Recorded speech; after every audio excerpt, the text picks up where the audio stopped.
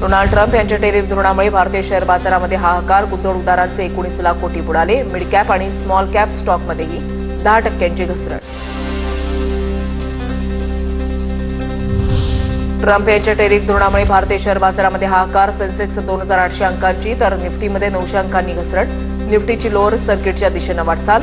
कोरोनानंतर पहिल्यांदाच भारतीय बाजारामध्ये मोठी पडझड.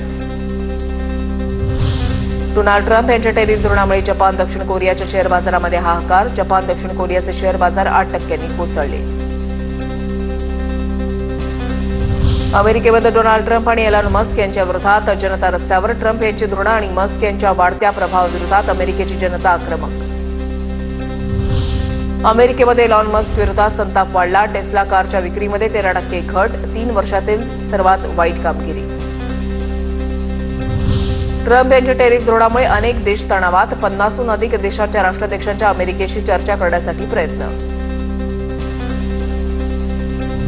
जपानचा निकेई शेअर बाजार 8%नी कोसळला. ऑक्टोबर 2023 नंतरची जपानच्या शेअर बाजारामधली सर्वात मोठी पडझड.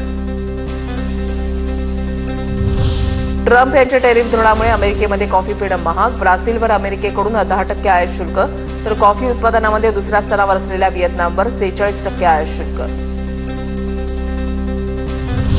अमेरिकेप्रमाणे भारताच्या जनतेचाही स्फोट होईल. जाब विचारणाऱ्या अमेरिकेच्या जनतेचं अभिनंदन केलं पाहिजे. राऊतांच्या अमेरिकेमधल्या परिस्थितीवर प्रतिक्रिया. ट्रम्प यांच्याकडून मस्कला अमेरिका विकली जात आहे. आपल्या देशातही अदानींना सर्व विकलं जात आहे. राऊतांची मोदी सरकारवर टीका.